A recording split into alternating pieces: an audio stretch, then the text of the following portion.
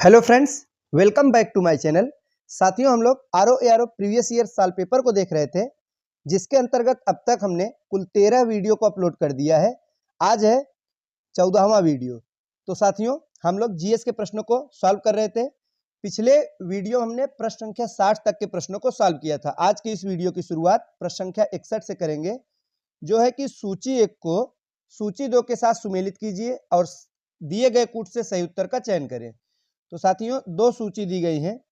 आइए देखते हैं। पहली सूची में जो पहले नंबर पर वो है ब्लीचिंग पाउडर। तो ब्लीचिंग पाउडर साथियों, रासायनिक नाम अगर बात की जाए तो ये होता है कैल्शियम ऑक्सीक्लोराइड। तो आइए, ए बी इसमें दिया गया है। बी में है बेकिंग सोडा, आगे भी कुछ मिलान करने के लिए दिया गया है, देख सकते हैं आप, वॉशिंग पाउडर, और डी में है प्लास्टर ऑफ पेरिस। और इसका जो सही जवाब होगा ऑप्शन नंबर सी होगा। आइए हम व्याख्या से इसका सुमेल करते हैं। और ये ऐसा प्रश्न है साथियों जो कि रिपीटेड प्रश्न है, 2-3 बार ये आरओ प्रीवियस ईयर में ही पूछा जा चुका है। तो इन चारों को आप जरूर याद कर लीजिएगा। अगर पहले से याद है फिर अच्छी बात है साथियों, नहीं याद है तो आप लोग लिख के याद करिएगा। ब्लीचिंग पाउडर तो calcium oxychloride, bleaching powder calcium oxychloride. Baking soda का अगर रासायनिक नाम की बात की जाए साथियों तो sodium bicarbonate, baking soda sodium bicarbonate. और वॉशिंग पाउडर जो होता है वो सोडियम कार्बोनेट, इसमें सोडियम कार्बोनेट सोडियम बाइकार्बोनेट। तो ये दोनों जो प्रश्न है ये प्रायः कंफ्यूज करते हैं साथियों, तो इसको आप लोग कोरिलेट करके याद रखिएगा। बेकिंग से बे से बाई करके याद रखिएगा। बेकिंग सोडा बाई यानी सोडियम बाइकार्बोनेट, और वॉशिंग पाउडर वॉशिंग सोडा की बात की जाए सोडियम कार्बोनेट। अगला है कि प्लास्टर ऑफ पेरिस तो कैल्शियम सल्फेट हेमीहाइड्रेट। इन चारों को आपको याद रखना है, बहुत ही ज्यादा इंपॉर्टेंट है। नेक्स्ट है सूची 1 को सूची 2 के साथ सुमेलित कीजिए। फिर से सूची दी गई है। पहली सूची में आप देख सकते हैं पादप हार्मोन का नाम है। दूसरी सूची में है कार्य, कि कौन सा हार्मोन का क्या कार्य है। तो साथियों, हम एक एक करके सबका सुमेल करेंगे। सबसे पहले है ऑक्सिन। क्या है? ऑक्सिन। तो शिखर प्रधानता का इसका कार्य होता है, शिखर प्रधानता, यानी चौथे से सुमेल करेंगे। और जिबेरेलिन जो दूसरे नंबर पर है, ये क्या करता है? कोशिका वृद्धि का कार्य करता है, 1 नंबर सुमेल हो जाएगा। साइटोकाइनिन की बात की जाए, कोशिका विभाजन में मददगार है, ये कार्य करता है। और ऑब्सिसिक अम्ल की अगर बात की जाए तो वृद्धि अवरोधक का कार्य करता है साथियों। इस प्रकार से हमारा जो सही कूट होगा वो होगा ऑप्शन नंबर बी। आइए हम बढ़ते हैं अगले प्रश्न की तरफ। हमारा नेक्स्ट है कि नीचे 2 कथन दिए गए हैं। पहला अभिकथन ए है, दूसरा कारण आर है। आइए देखते हैं इसमें क्या सही क्या गलत होगा। आइए देखते हैं कथन क्या है। कथन है मानव शरीर अपने लिए सभी विटामिनों का संश्लेषण कर लेता है, ये गलत है साथियों। मानव शरीर के लिए विटामिन एक महत्वपूर्ण अवयव है, आप सभी जानते हैं।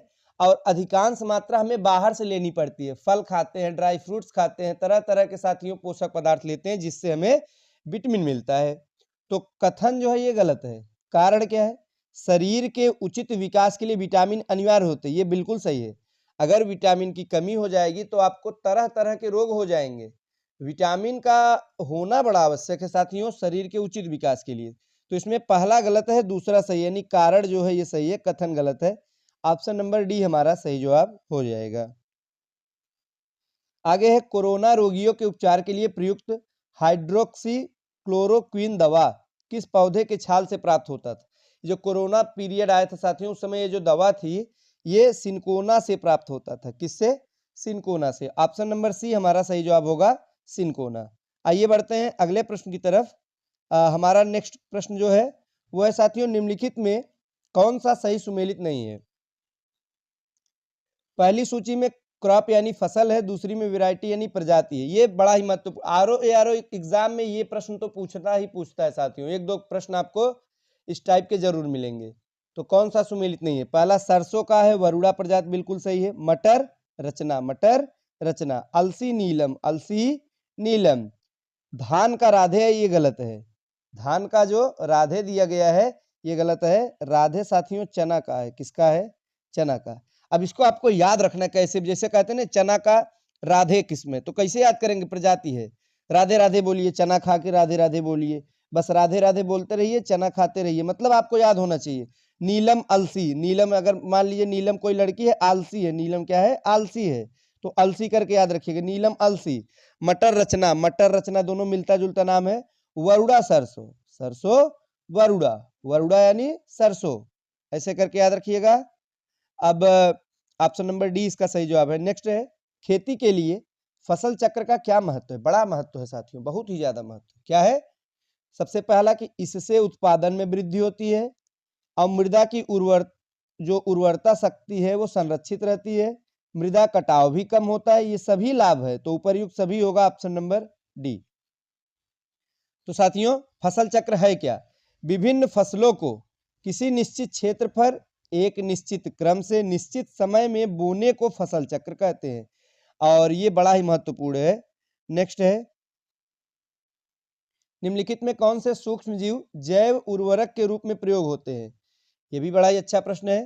तो साथियों साइनोबैक्टीरिया का नाम आपने सुना होगा। क्या नाम है? साइनोबैक्टीरिया, जिसे हम लोग नील हरित शैवाल भी कहते हैं। क्या कहते हैं साथियों? नील हरित शैवाल, बीजीए इंग्लिश में कहते हैं, नील हरित शैवाल ये एक प्रमुख जैव उर्वरक है। ऑप्शन नंबर डी हमारा सही जवाब है। आइए बढ़ते हैं अगले प्रश्न की तरफ। कुसुम एक तिलहनी फसल है, कुसुम एक तिलहनी फसल है, इसका वैज्ञानिक नाम क्या है? तो इसका वैज्ञानिक नाम है कार्थेमस टिंक्टोरियस। ऑप्शन नंबर सी हमारा सही जवाब हो जाएगा। तो आगे बढ़ते हैं। भारतीय कृषि अनुसंधान परिषद के निम्नलिखित तकनीक परियोजनाओं पर विचार कीजिए और आरंभ के वर्ष के अनुसार कालक्रमानुसार व्यवस्थित करिए। कुछ साथियों परियोजनाओं का नाम है, हमें व्यवस्थित करना है। तो कृषि, पहला राष्ट्रीय कृषि नवोन्मेषी परियोजना 2006 में लाई गई। कब? 2006 में। कृषि विज्ञान केंद्र की स्थापना 1974 में होता है। आपको डेट याद रहेगा तो आप कर ले जाएंगे। राष्ट्रीय कृषि तकनीकी परियोजना की अगर बात की जाए 1998 में। कब? 1998। राष्ट्रीय कृषि और नवोन्मेषी तो आप देख ही चुके, 2006 सबसे पुराना है, इसमें कृषि विज्ञान केंद्र। आइए इसको अरेंज करते हैं। ऑप्शन नंबर ए हमारा सही जवाब होगा। कौन सा होगा? ए हमारा ठीक जवाब हो जाएगा। प्रयोगशाला से खेत कार्यक्रम 1979 था। नेक्स्ट है कि जौ के अंकुरित बीजों के किण्वन से बने शराब को क्या कहते हैं? शराब कई प्रकार से बनाए जाते हैं। तो एक तो होता है जौ का जो अंकुरित बीज है उसको किण्वन, उसके किण्वन से इसको सड़ा के बनाया जाता है साथियों, तो इसे कहते हैं बियर। जो बियर पीते हैं ना, कुछ लोग पीते हैं साथियों, तो बियर जो है ये वाइन, वोदका, रम, ये सभी शराब के विविध रूप है।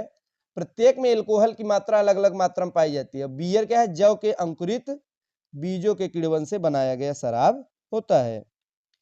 अगला प्रश्न है, नासा के किस अंतरिक्ष यान ने चंद्रमा पर जल के होने की पुष्टि की है? तो सोफिया ने की है। किसने? सोफिया के द्वारा किया गया। ऑप्शन नंबर सी हमारा सही जवाब होगा। नेक्स्ट जो है वो करंट अफेयर्स का है, इसको छोड़ते हुए आगे बढ़ेंगे। आगे कथन और कारण दिया गया है साथियों। क्या दिया गया? कथन कारण दिया गया है, और कथन है कि पारिस्थितिकी के विविध अवयव आपस में एक दूसरे पर निर्भर नहीं, गलत है, बिल्कुल निर्भर है, एक दूसरे पर निर्भर है।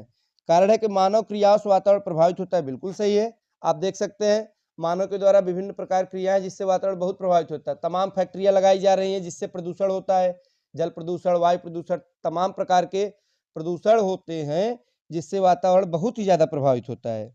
तो कारण सही है, कथन गलत है, यानी ऑप्शन नंबर डी हमारा सही जवाब हो जाएगा। बढ़ते अगले प्रश्न की तरफ। निम्नलिखित में कौन सा उत्तर प्रदेश के उद्यमियों के उद्योगों में एवं उद्योग लगाने में सहायता करती है? तो इसमें साथियों उद्योग बंधु सहायता करती है। ऑप्शन नंबर डी हमारा सही जवाब होगा, उद्योग बंधु। ठुमरी के बारे में कुछ पूछा गया है, आइए देखते हैं क्या है।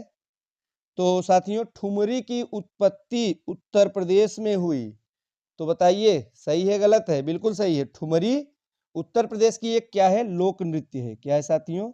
ये एक लोक नृत्य है। कहाँ की? उत्तर प्रदेश की। ठुमरी सुगम एवं आकर्षक है, ये भी सही है। तो कौन सा सही हुआ? दोनों सही है। ऑप्शन नंबर सी हमारा सही जवाब होगा, एक दो दोनों सही है। आगे है कि नवाब शुजाउद्दौला की बेगम का प्रसिद्ध मकबरा बहू बेगम का मकबरा किस स्थान पर अवस्थित है? एक मकबरा है, उसका नाम है बहू बेगम का मकबरा। ये फैजाबाद में आपको देखने को मिलेगा, वर्तमान में अयोध्या के नाम से जाना जाता है, फैजाबाद में। और इनकी पत्नी थी बहू बेगम। इन्हीं के नाम पर बना है बहू बेगम का मकबरा, जो कि आपको फैजाबाद में देखने को मिल जाएगा। अगला प्रश्न है कि तीव्र औद्योगिकीकरण हेतु निवेश करने तथा रोजगार के अवसरों के सृजन के लिए उत्तर प्रदेश सरकार ने राज्य का पहला आंकड़ा केंद्र स्थापित ये करेगा। करेगा कहाँ पे करेगा? ग्रेटर नोएडा में। ऑप्शन नंबर बी हमारा सही जवाब है। आगे साथियों रीजनिंग के प्रश्न है। रीजनिंग और मैथ के कुछ ही प्रश्न पूछे जाते हैं, तो ये ज़्यादा कठिन नहीं होते हैं। इसके लिए आप लोग कोई भी एक अच्छी बुक लेकर अभ्यास करते रहिएगा। एक भी प्रश्न छूटने न पाए साथियों, क्योंकि आपकी एग्जाम के लिए बहुत ही ज़्यादा महत्वपूर्ण है। चलिए देखते हैं। इसके बाद आप देख सकते हैं किस प्रकार के प्रश्न है। चित्र में त्रिभुजों की संख्या पूछी गई है।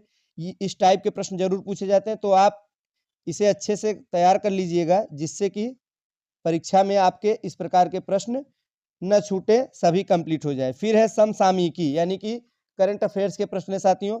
तो करंट अफेयर्स के लिए हमने आपको बताया कि आपको करंट अफेयर्स कोई भी एक अच्छी पत्रिका ले लीजिए, क्रॉनिकल वगैरह से पढ़ते रहिएगा, और एग्जाम के समय आपको वार्षिकी भी मिल जाएगी, उसे भी पढ़ लीजिएगा। तो साथियों आज के लिए बस इतना ही। आगे के जो प्रश्न होंगे या जो नेक्स्ट प्रीवियस ईयर पेपर होगा, उसे हम लोग अगले वीडियो में देखेंगे। धन्यवाद।